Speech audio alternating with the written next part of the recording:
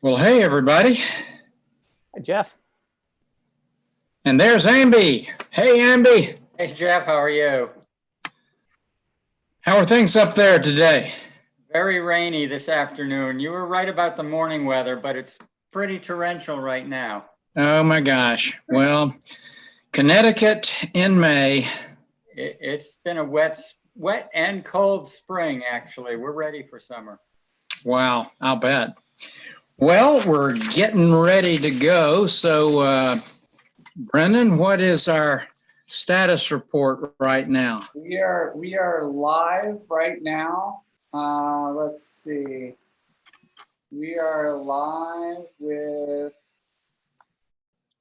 Let me find how many people we got on so far. We got a bunch of people on so far. Okay, good. Well,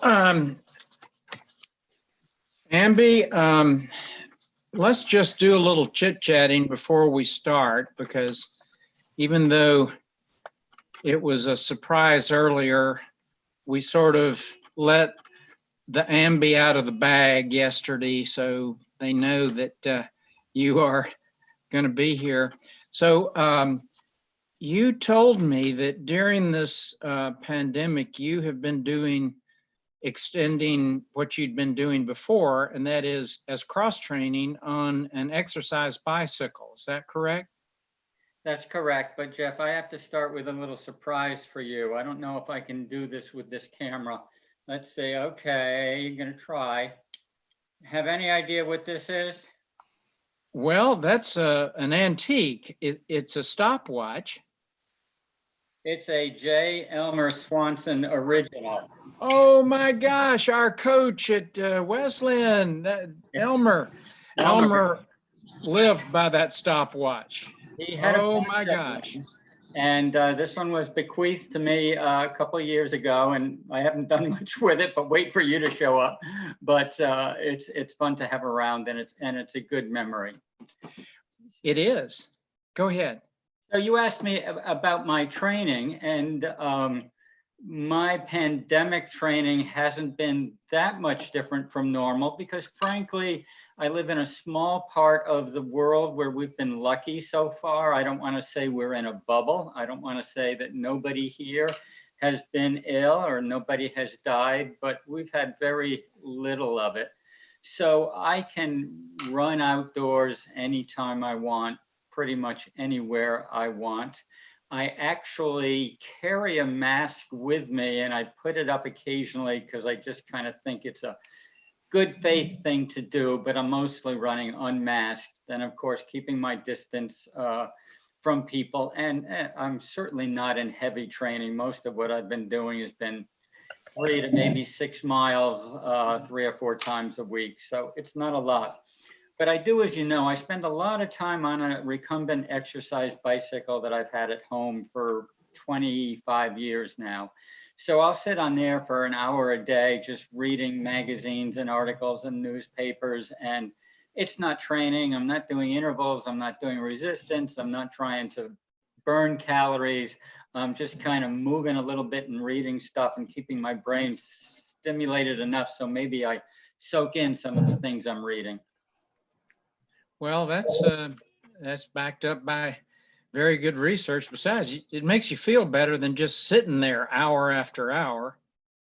I've had a lifelong liking for exercising twice a day, and I'm in retirement now. There's really not a lot of constraints on my time, and I pretty much exercise twice a day.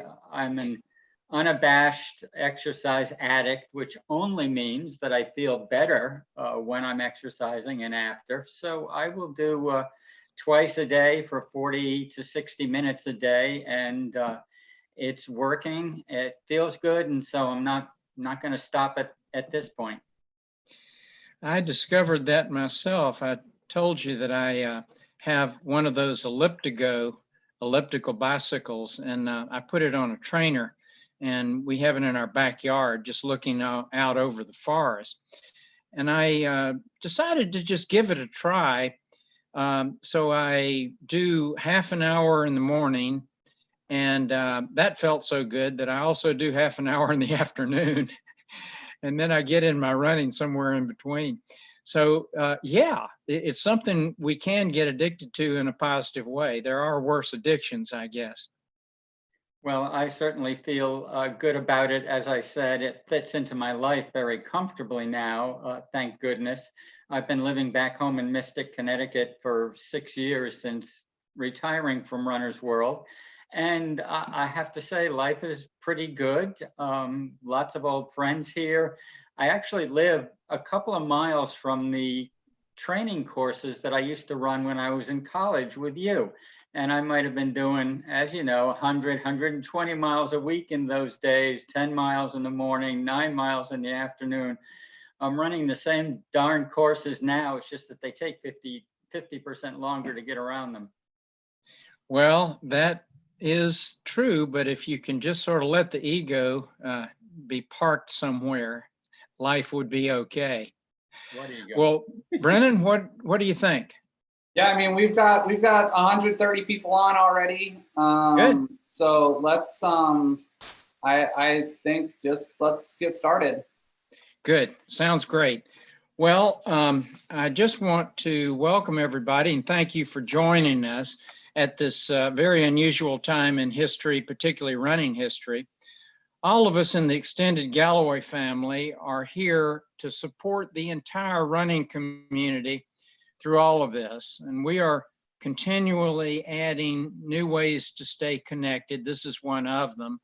We want to help you boost your motivation if that's a need. And we're there to help coach you to some injury-free running if that's a problem. So we want each run to help you improve your attitude, vitality, and empowerment to deal with these challenges that we have. And it's our belief that we will get through this and there will be a much better running world on the other side. We'll talk a little more about that later on. So in case you don't know who I am, I'm Jeff Galloway.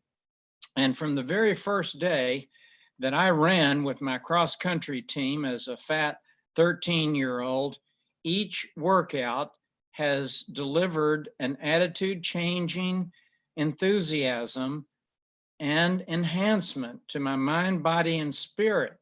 This is for more than 60 years now, and it continues, as Amby and I were chit-chatting earlier.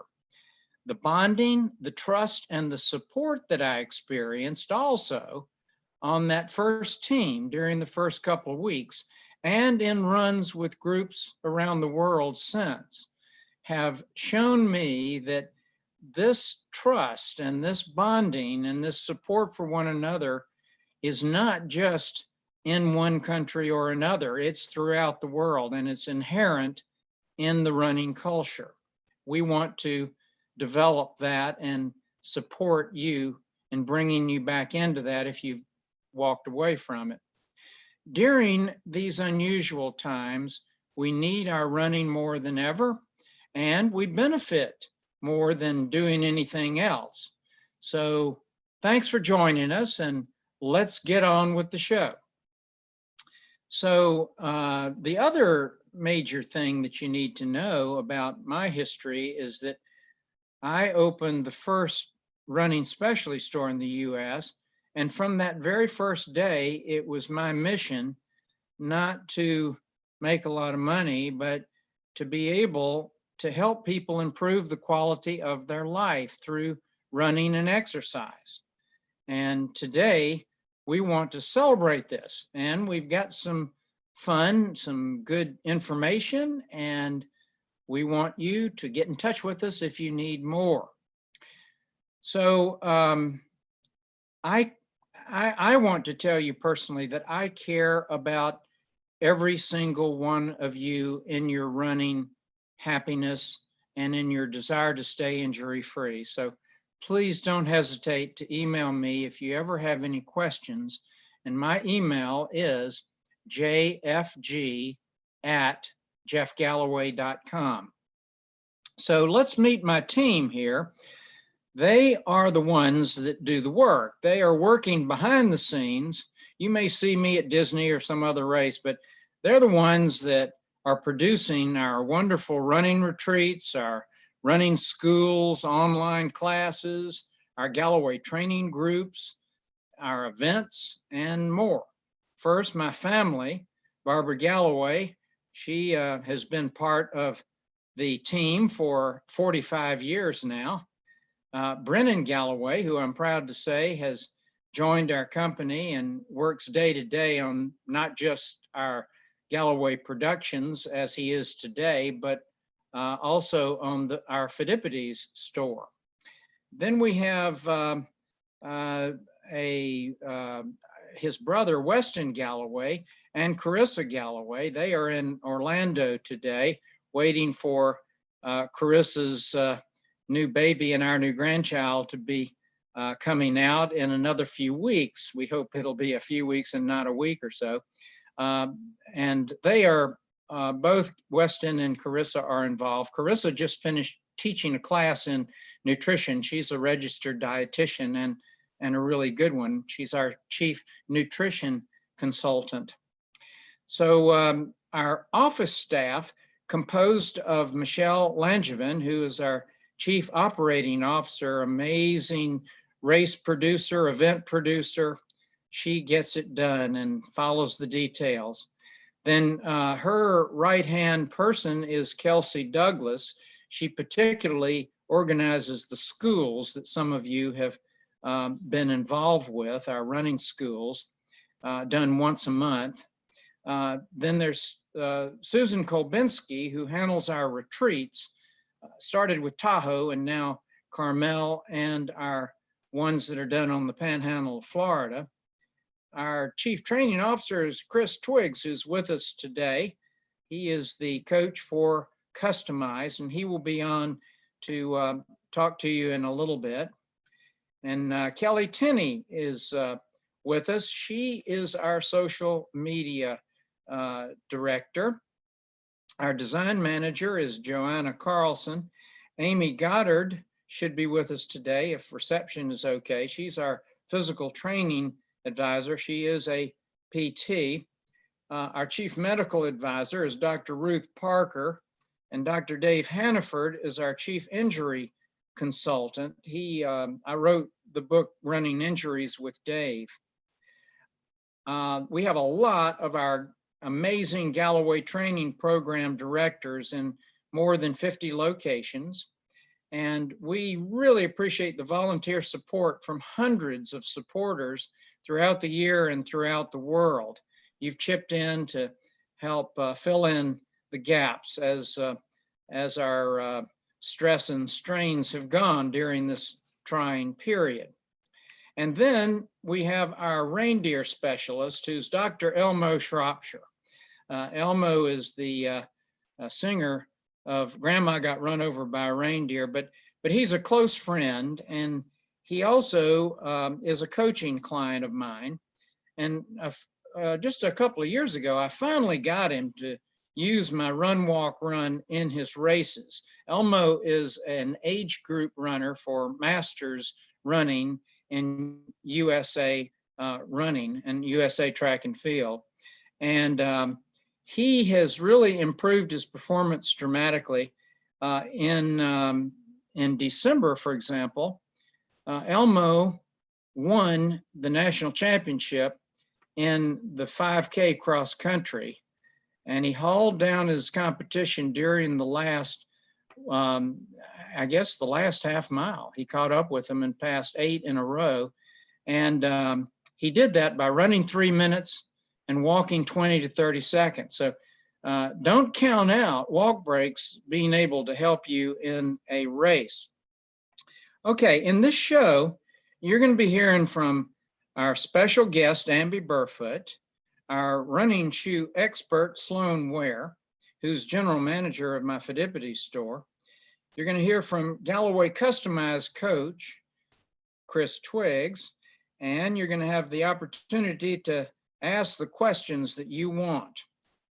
And Brendan, I guess you'll be posting those questions. Is that it? That was the procedure before. Yeah, anyway. I'll speak them out. Okay, good.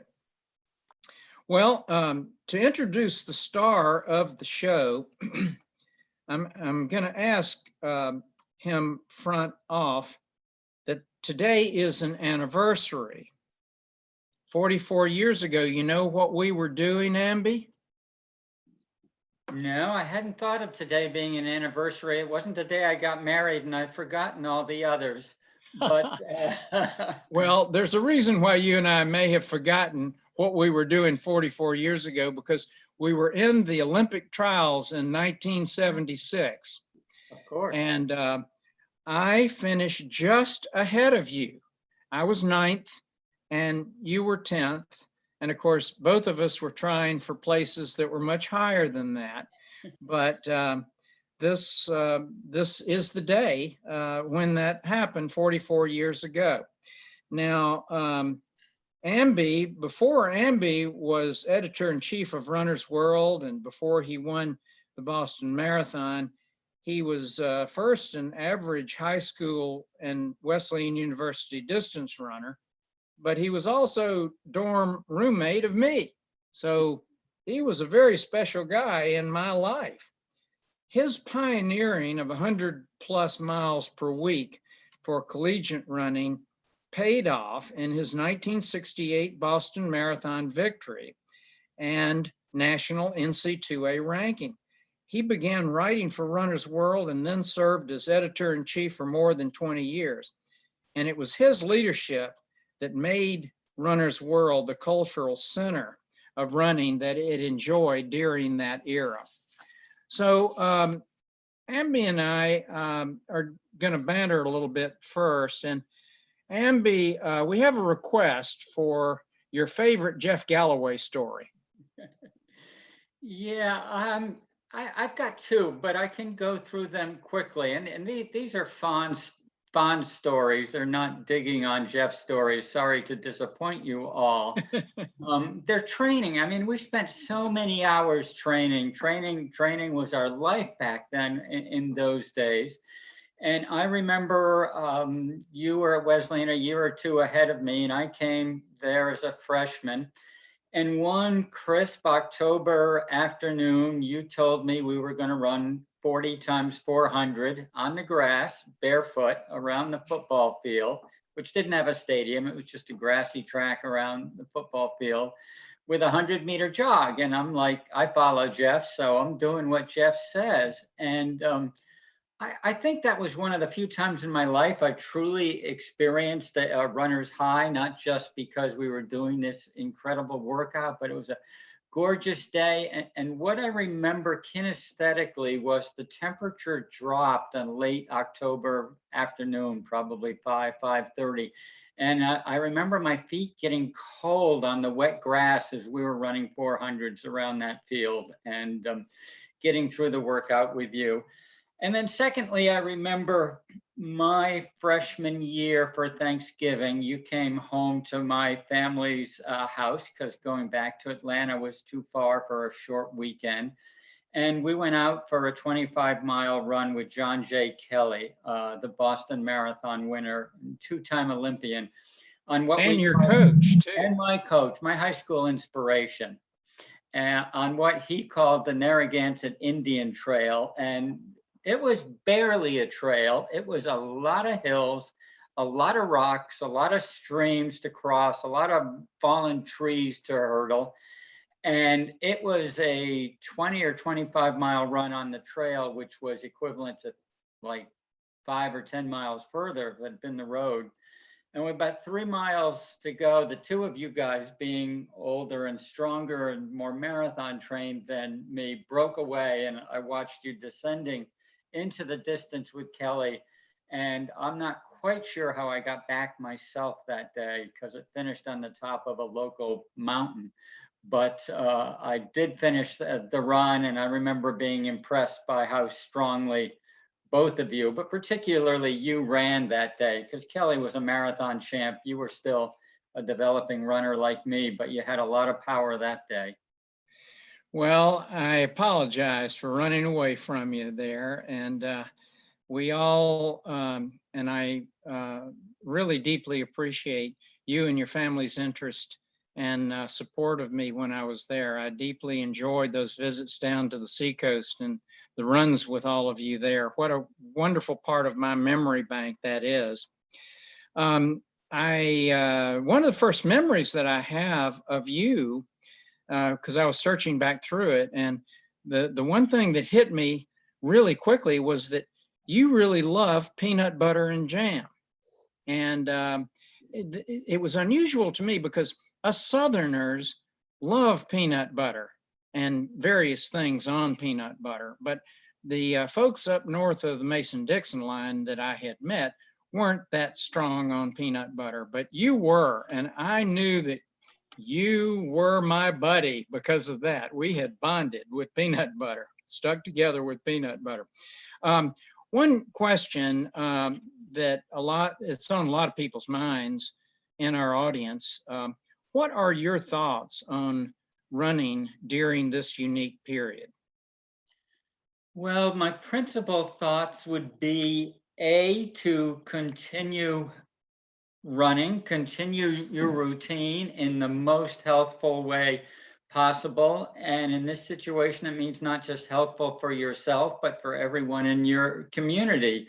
If in fact you're in an area where the running trails are thick and dense, it may be appropriate to try to space out a little and do the right thing.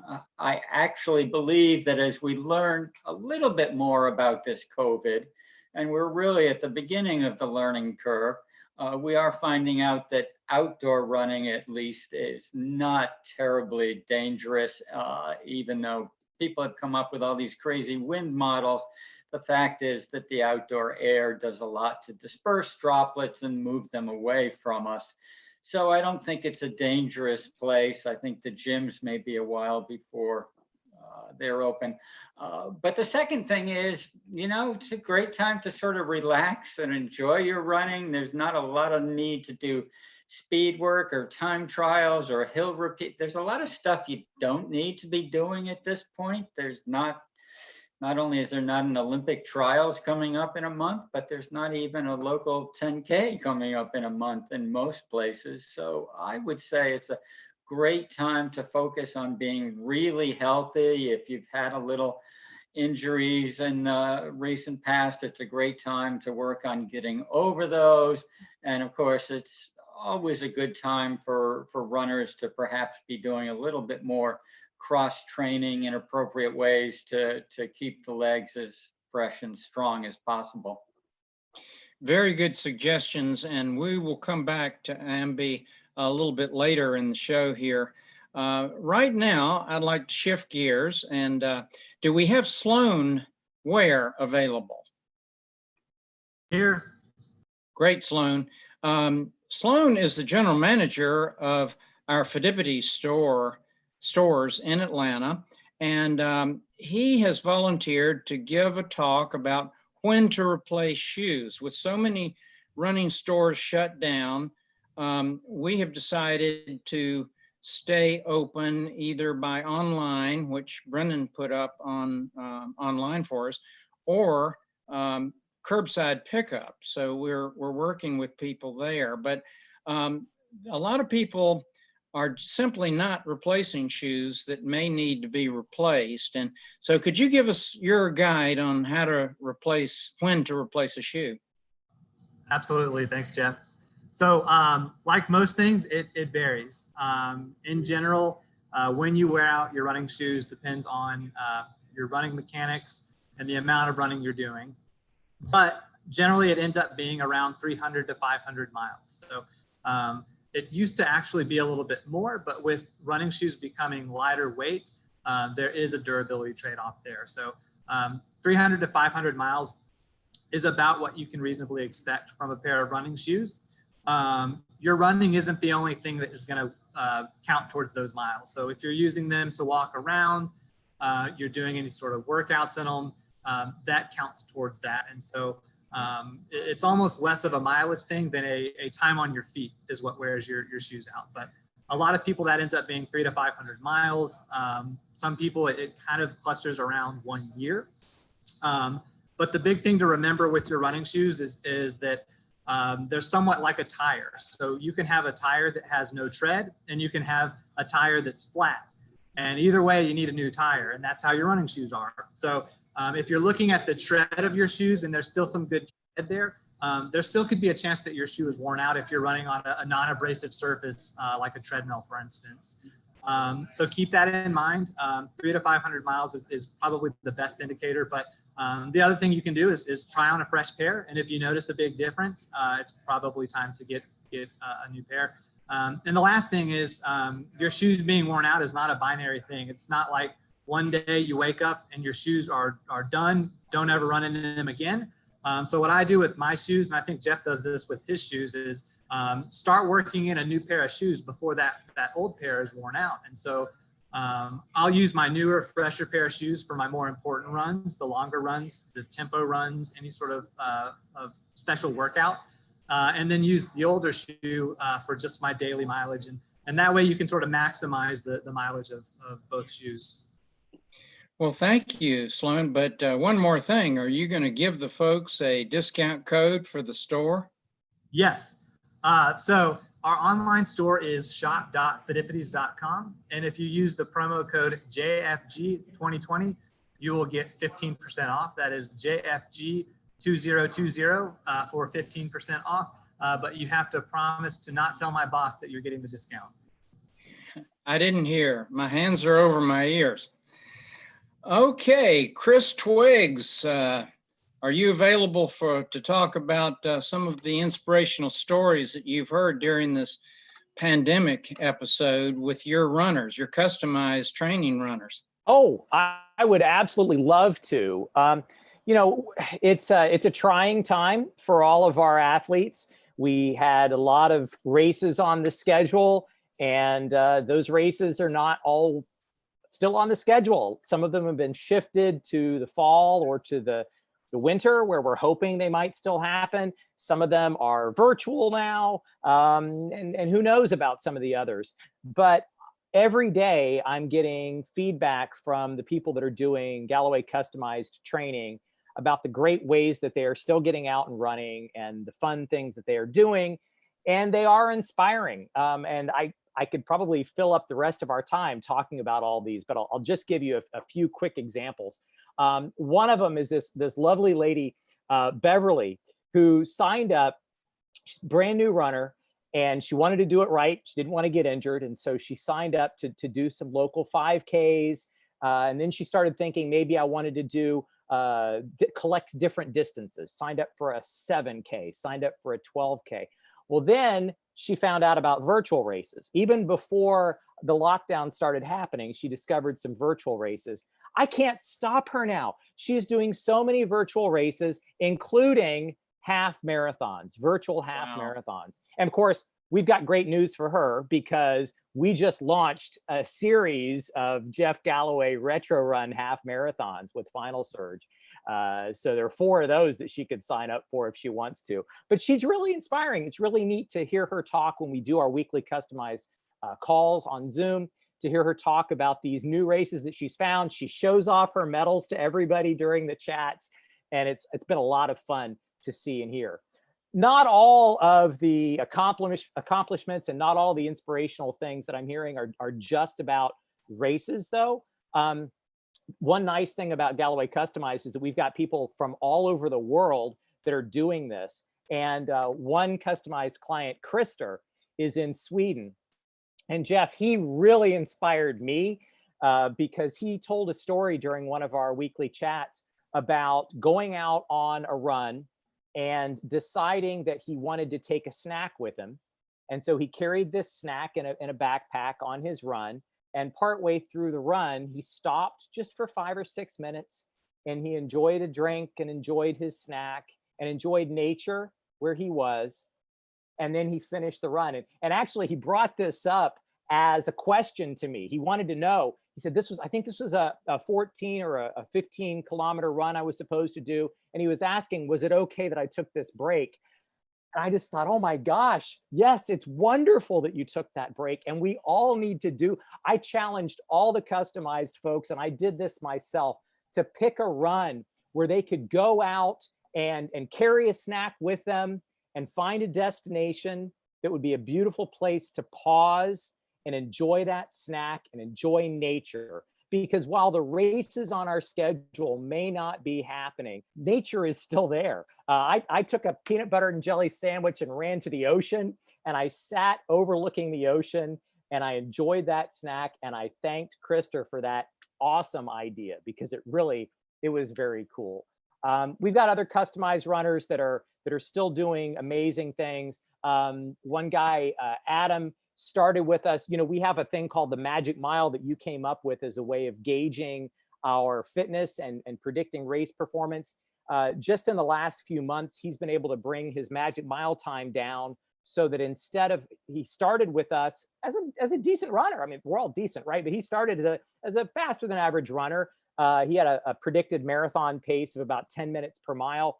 He's gotten his predicted marathon pace down to 8.5 minutes per mile. Wow. And he's doing great. He's getting his workouts in every week, and he's really enjoying it. And the last couple of people that I'll tell you about are a couple. David and Juliet have been customized clients from almost the very beginning when we started this. And they are constantly on. Sometimes they're in different places, and so they'll show up on the chat in two different windows on the screen. And they've both gotten into doing some ultras. Dave did his first 100-miler this past year, which was an amazing accomplishment. We were all really proud of him. Juliet had actually gotten into doing trail running and then signed up for her first marathon. Unfortunately, that one was canceled this year. But they're a neat couple, and it's fun to see the way that running is something that they share, and something that brings them together and brings them to us. And I have to say, these customized folks are they're not just clients. I feel like they're really a community and really friends. And I reached out to David today, because I hadn't even told you this yet, Jeff, but my favorite race that I get to do every summer in Colorado was just canceled. I just found that out today. And so I sent him a text, and I was feeling kind of down. And of course, we've been on the receiving end of these sorts of messages from our athletes now for weeks. But this is the first one that really hit me hard. And he replied to me, and he said, "You climb the mountain because it's there. No one has ever given me a medal for the things I've done that I'm the most proud of." And I think that's right. You know, the things that we're the most proud of, the things that running really gives us the most of in our life, are those experiences like Amby talked about. There was no medal for that 25-mile run that he did, but by golly, that's one of the runs that stands out for him the most. And that's what we still have right now. We still have the ability to go out and enjoy these types of runs, and enjoy the fact that we have the chance to do these things with each other sometimes, but sharing those experiences with each other now online when we have to. So thanks for letting me talk about that, Jeff. Lots of great things happening with Customized. Well, you've helped an awful lot of people. Almost every day I hear from 1 to 3 people who you've worked with, and you've really helped them so much. That's a very good program that you are doing with Customized. We're going to go through one short segment here, and then Amby and I are going to talk a little bit about a prediction for what is happening with running. And then we're going to have questions and answers. So please get your questions together, and then hit us, and we'll try to get our answers ready for you. Okay, so as the world comes out of lockdown, both Amby and I have done a lot of reading on this whole issue. And at least for the first few months, things are going to be different in order to keep yourself safe. As Amby suggested, the concept on masks is that they are going to keep you from infecting someone in case you are a carrier. Just saw a study yesterday showing that 33% of all those who have coronavirus don't know that they have it. They have no symptoms whatsoever. So any of us could be carrying it. And so to do the right thing in protecting people around us, masks are generally needed when you're around other people. Now, if you're going to be running out in the wilderness like Chris used to do this time of the year, and Hard Rock 100 miler way out in the middle of the boonies, then you don't need a mask. But what I suggest is what Amby does, is he carries a mask with him, even if he doesn't think he's going to see anybody, or not too often anyway. And then if you do encounter somebody, you put the mask on.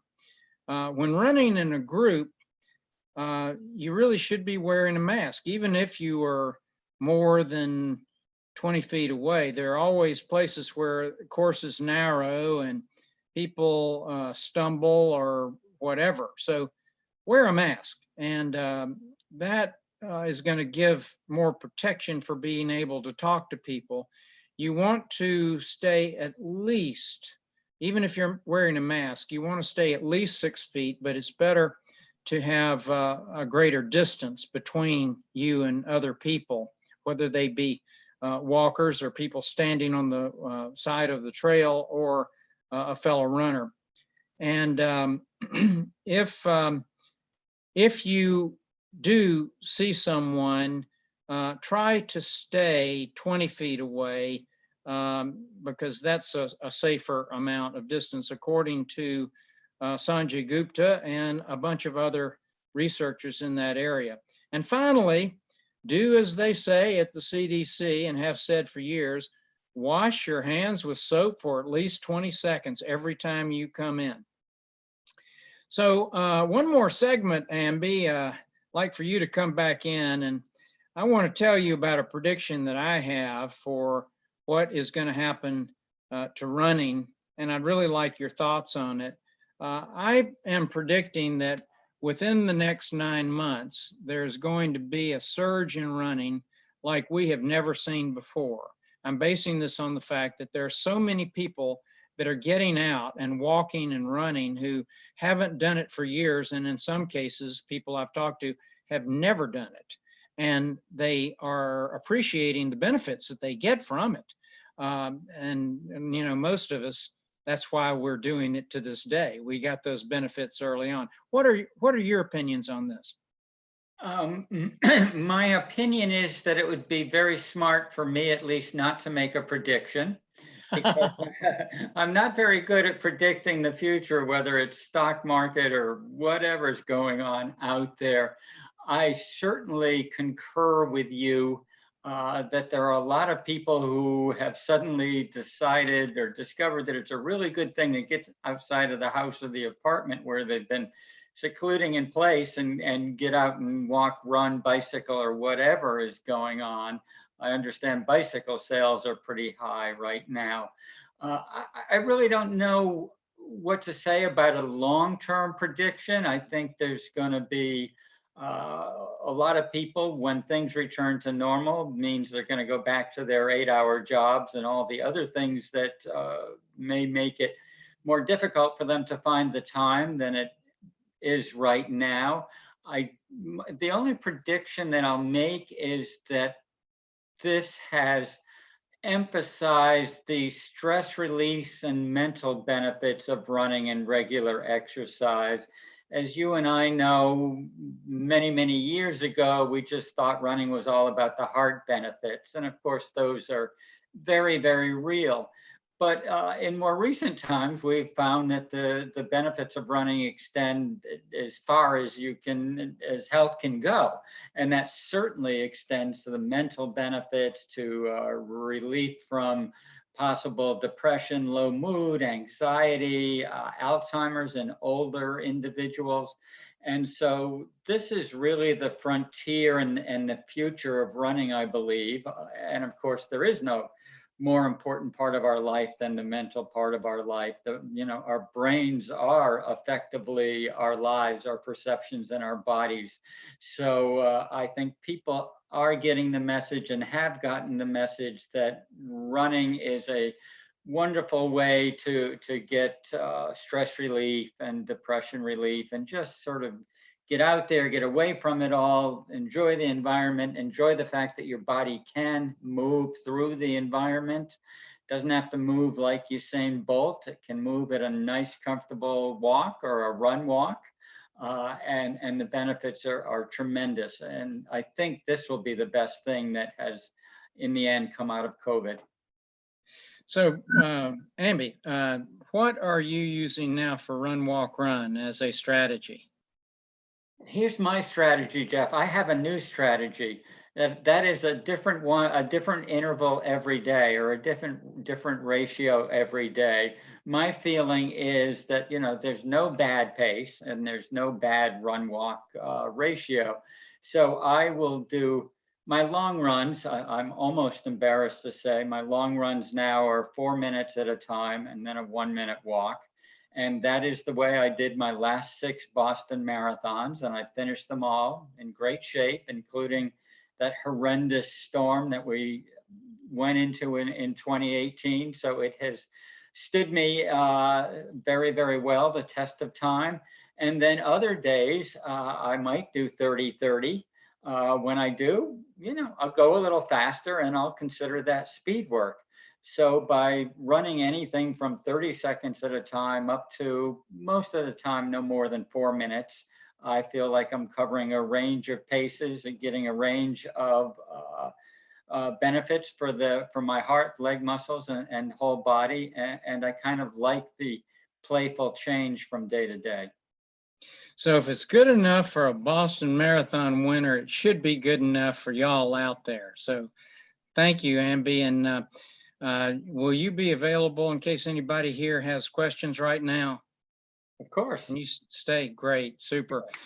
So it is time for questions. And if you, Brennan, will tell us the procedure here on how they can submit those questions. I'll just read them off. So the first question that kind of flows in from what you guys are talking about, so comes in, Amby, what is the funniest Jeff Galloway college story you can tell without getting Jeff arrested? You know, honest, I said at the beginning, I don't remember a lot of funny college stories, and that may be because Jeff and I are both, in the end, such straight arrows. We're pretty boring individuals. This one is more about me than Jeff. When we roomed together, I remember that I was afraid to sleep in the top bunk, and so I was very relieved that Jeff was willing to climb up to the heights of the top bunk and sleep there while I was down closer to the ground. But I would love to tell you some outrageous Jeff story, but I just haven't got one right now. Well, it was those 100-mile weeks that sort of did away with some of your memory cells, maybe. Although that's simply not true according to the research. But we did have a lot of good, meaningful conversations about running and also about life on the runs and in the room. Sure. Okay, so next question, should running shoes be wiped off after a run, and should clothes be washed after every wear, considering the latest recommendations for coronavirus? Certainly with shoes, if you have been around a lot of people, I've seen this written up in several medical advice articles given. In terms of clothing, it's again, how much exposure have you had? If you think that you may have had a lot of exposure going through crowds, near enough to crowds, whatever, then certainly it would be good to wash. Amby, what's your opinion on that? I can only say that I've read the things that you've just repeated, Jeff. Again, I'm simply not in a part of the world where it's a big problem. I'm not on subways, I'm not flying, I'm not in an office building, I'm not going to college classes. I would love to be having more contact with my friends right now, but it simply isn't a time for that. So I think caution is certainly advised now, but I haven't had any experience with it. Good. All right, Brendan? so kind of somewhat along those lines, when wearing a mask, should runners slow their pace? And are there any masks that you guys have found that have been good to wear for running? Well, my favorite masks are the ones that Barbara has made for me.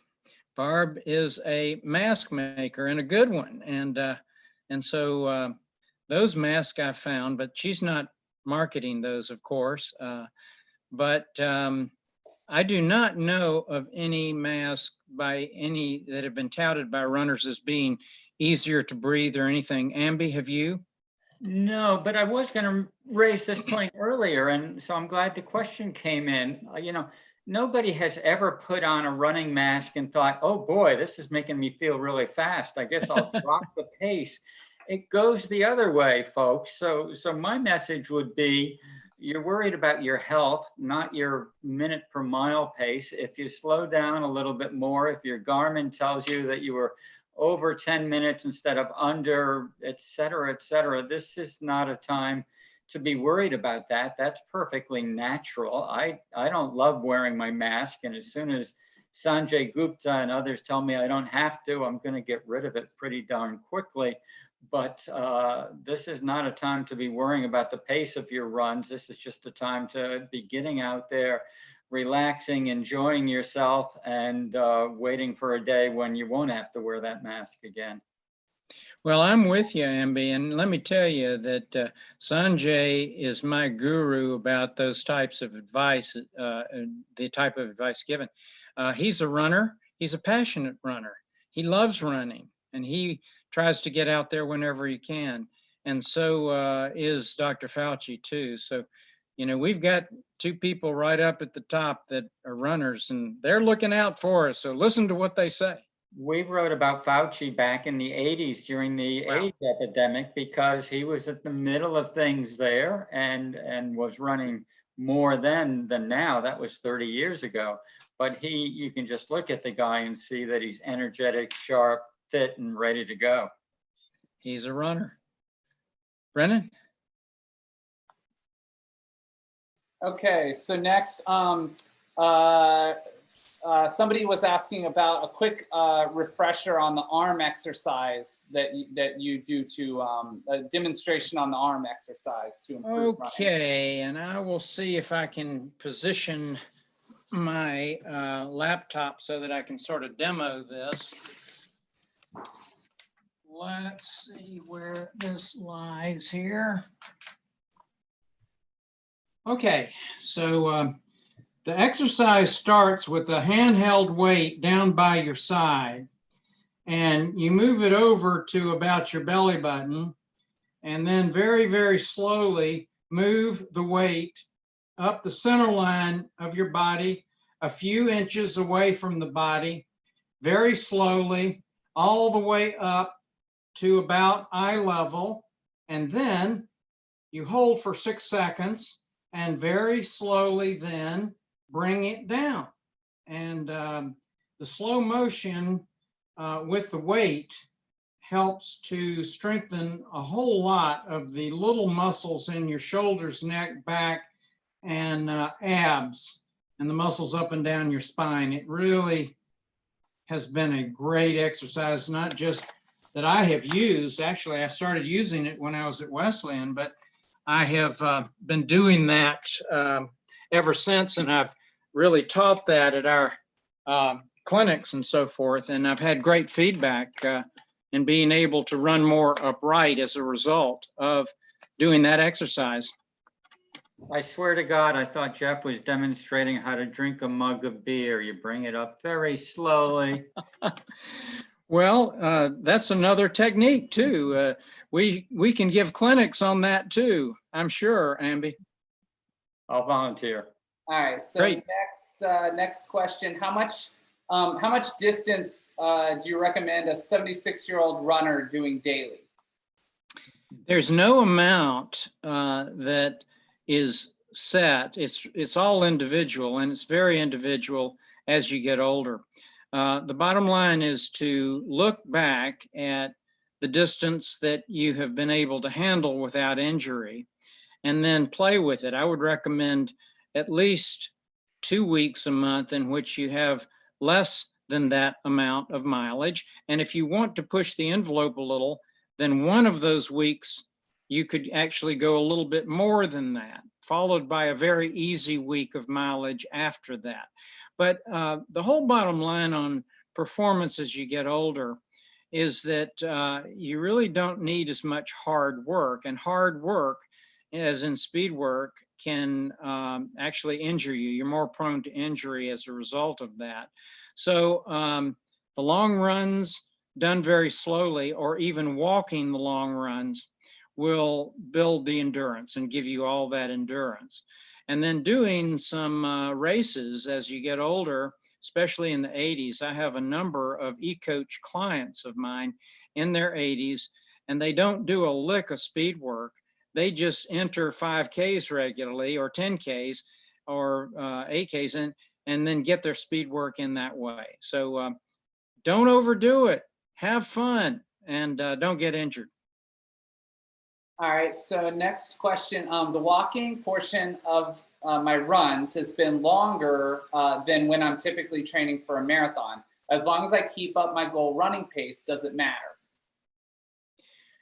The goal running pace for, say, a race, I do not recommend that you try to do that on your long runs. I recommend that you run 2 to 3 minutes per mile slower than your goal pace in the race, because running goal pace has been a source of injury. Now, that said, if you want to practice race pace, do it on another day. Do it on a day when you are rested and can go through a set distance, running right at your race pace, and then trying different run, walk, run configurations. In my training schedules, on Tuesday, I insert some half-mile repeats or 1 mile repeats that are done at race pace. And on each one, you have a different run, walk, run configuration to try to figure out which is going to work best in the race itself. And there are a lot of surprises, because as you go through a season, you find that some of them just naturally allow you to keep going, and other ones will work for a while and then you get too tired. So you try them out and do it in a venue that's not the long run. All right, so next is what signs do you pay attention to regarding illness, fatigue, and overtraining? And what do you recommend for recovery to prevent that between workouts? I'm going to toss this one to Amby. Amby, what do you think about that? What's the question? What science? No, what signs? Signs. Okay, that's different. I think you know, it's one of the funny things about running is that we tell people, you know, the mantra is listen to your body and run as you feel, and everybody says, yeah, but I can't tell what my body's telling me. And I think that's what this question is. The fact is that you can tell what your body's telling you if you just sort of relax and take a few breaths and listen to it. And often just a fatigue that isn't necessarily a sore Achilles or a sore knee, it's just a fatigue. That's your body telling you something. It's telling you it's a good time to take a couple of easy days. It's a tricky question because there are so many different signs out there, but I think the important thing is to have some trust and faith in what your brain and your body are telling you, to realize that 1 or 2 easy days or days off, God forbid, is not the end of the world. In fact, you'll probably come back fitter and stronger. It's always better to catch the injury or catch the illness before you're in the full throes, because then you're in danger of losing real weeks or months or who knows what to an injury. So, you know, runners tend to be type A, and we tend to like schedules and to follow them and believe we got to be on pace and time and schedule every single day. But you don't. Type A is what makes us successful, but it also lays a trap when we overdo it. So just relax, listen a little bit harder, and when anything is telling you, any signal that you're getting from your body, and particularly your brain, is telling you that you're fatigued or you're sore or you're hurting, listen and take a couple of easy days and you'll probably come back fine. It's great advice. The only data that I've seen that's pretty good in giving your preliminary overviews is morning pulse rate. In other words, if you can take your pulse before you get out of bed, as soon as you wake up and before you get out of bed, and a lot of these GPS or pulse rate monitors that we have are able to collect that data for you. If you see a 5% increase in what would be an average resting pace when you're not overworked, if there's a 5% increase above that baseline, you should take a super easy day. And if it's a 10% pulse rate increase, then it's recommended that you take a day off. All right, so I'm going to throw this one to Sloan. This one's a plantar fascia shoe question. As someone who has suffered from plantar fasciitis several times, would you recommend wearing 2 different shoes with similar drops, or staying with the same shoe that you've been running with? Yeah, so that's a really good question. I think that with the heel to toe drop, it depends on what you're doing and what that difference is. So I would probably not be doing something in like a 0 drop shoe and then also being in a fully traditional 12 millimeter offset shoe. But I wouldn't worry about it if the difference is on the order of 0 to 4 millimeters. I wouldn't worry too much about that. With footwear, and specifically plantar fasciitis, the big thing that's going to be important in allowing that plantar tendon to recover is going to be some form of arch support, whether that's an over-the-counter orthotic or a custom orthotic, or at Fidipides, we actually sort of customize the insert that comes with the shoe for an extra bit of arch support. So I would say you're going to be okay as long as your arch is supported in both of those shoes. Good advice. All right, cool. So I got a couple questions for Amby since he's here. So first one, any current concerns for calcification of coronary arteries for long distance senior marathon runners? This sounds like someone who actually knows my medical history, which I have not been secretive about. I am in a group of veteran runners who have a very high degree of coronary artery calcium, which is really just atherosclerosis. It's clogged arteries in the heart. And of course, that's scary and seems like a very negative health sign.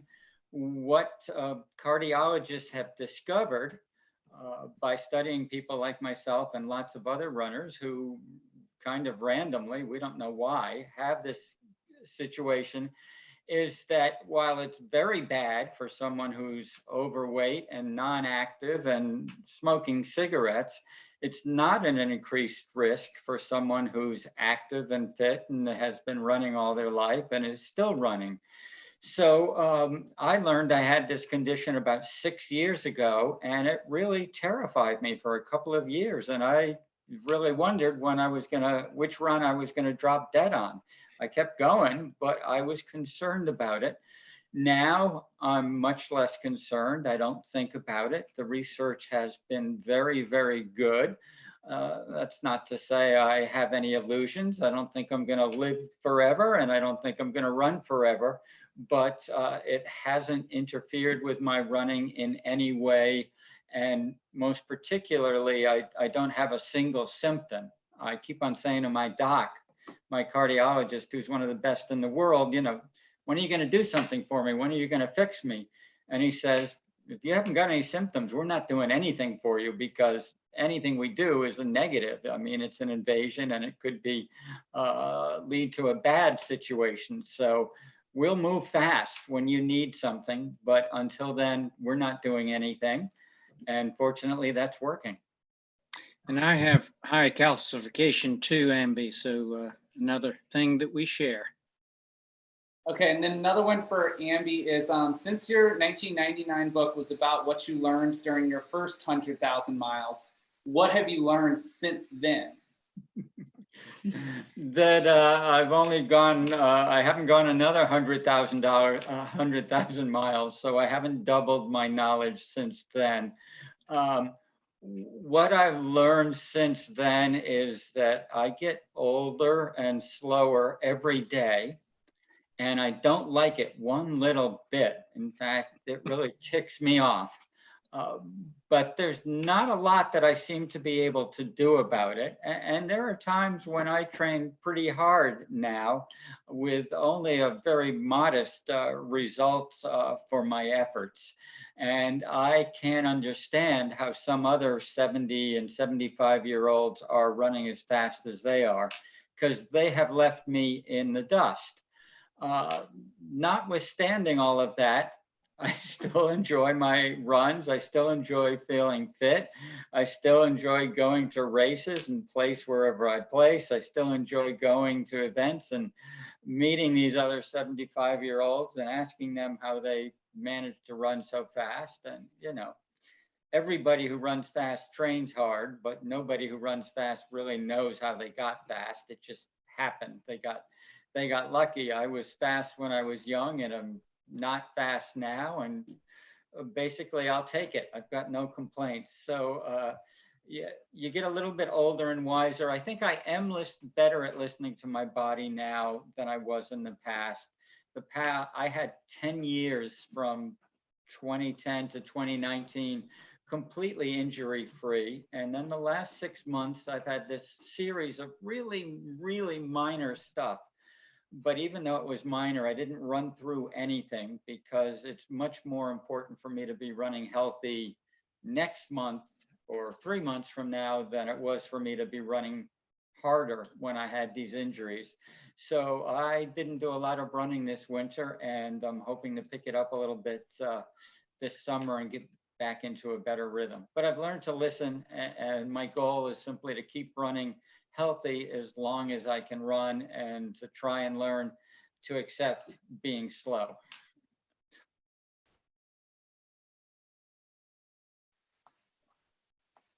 All right, so do we want to do a couple more and then wrap it up? Is that? Yes, that's a good Okay, idea. so we'll do next one that came in, because we have a bunch of questions, and I think what we'll do is we'll just save those, and you know, we will it's great to have more rather than less, and we can get to you know, I will add them to the queue for our next town hall.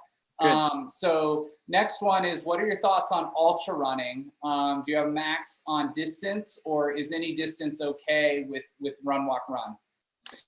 Well, the bottom line is that with run, walk, run, most of us can go any distance if we have enough of a time limit. But the health benefits are not good. My wife, Barbara, has an AFib condition, and her cardiologist really gleans the research. And every time she comes in, he has new research that he's talking about. And he very recently went through the literature on the long-term effects of ultra versus marathon running. And with marathon running, he says, it's all good. Said you got great cardiovascular benefits, mental benefits, physiological benefits, longer lifespan, the whole bit. Not so with ultras. Lower life expectancy, and more cases of sudden death as the years go by, and a number of other situations. So I'm not saying don't do ultras. I'm just saying you need to know what the data says, and then you can make a choice there, because each one of us is the captain of our own running ship. And so go out and do what you want to do. All right, so we'll do one more, and that is to talk a little bit about massage tools. So which is better and how are they different? BFF, stick, and foam roller. Okay, there are two types of massage tools. The stick and the foam roller are more aligned with deep tissue massage, in which you are using a device to move junk out of an area. And healing, if there is junk down there, then the healing's not going to proceed to maximum until that junk is moved out. Of course, a lot of injuries don't have a lot of, if any, bio junk down there, so that's not really needed.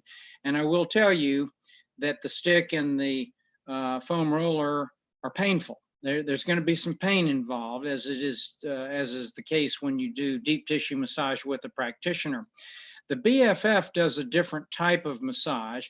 It's a vibrating massage tool that we sell that invigorates the muscle and brings blood flow in. It looks like a car buffer, and that's how it started its industrial life, but it's been rewired a lot of times. And so instead of going round and round in a circle, it actually has a very intense vibration on the muscle that has really speeded up healing in hundreds of cases now that I've heard from. So it's a very valuable tool, both for recovering quicker after a run or a speed workout, and then also being able to speed up the healing if you happen to have an injury. Blood flow is what helps with the healing.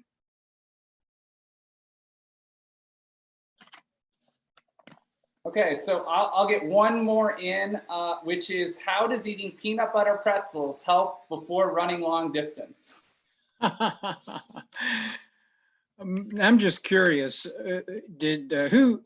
I would have to look it back up. I actually do not know. Okay, well, don't worry about Yeah. that. The joke is that in the staging room for announcers before the start of the Run Disney events, there are always some peanut butter pretzels in there, and I am always seen grabbing a few of those before we start out on the half marathon. So I'm wondering if that's one of those.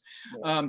You know, the whole point of your pre-race snack is that most people don't even need to have one, but most people also like to chew on something before the start. It's just sort of satisfying. So you need to find out something that's not going to cause problems later. So try things out, see how they work, and then use what works for you. There's certainly nothing magical about peanut butter pretzels because they have a lot of fat in them and they're hard to digest, but they sure do taste good. Okay, All right, so well, I will let the, I'll copy all the rest of our questions for today for next time. And so if you want to just kind of do a quick wrap up and then we'll be good.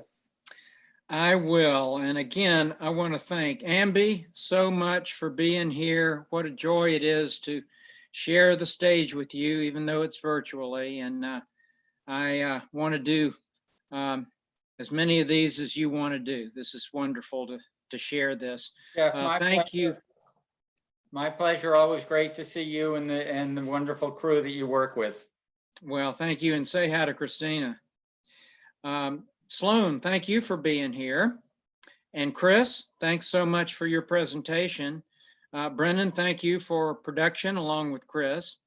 And we are closing. All of us here at the extended Galloway family are here to support the entire running community through all of this.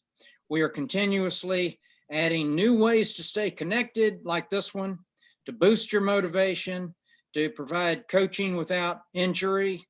And we want to help you let running improve your attitude, your vitality, your empowerment, because this is what the research says. We will get through this. In closing, we have some great options for coaching and online classes available on our website. If you have any questions, please email me at jfg@jeffgalloway.com.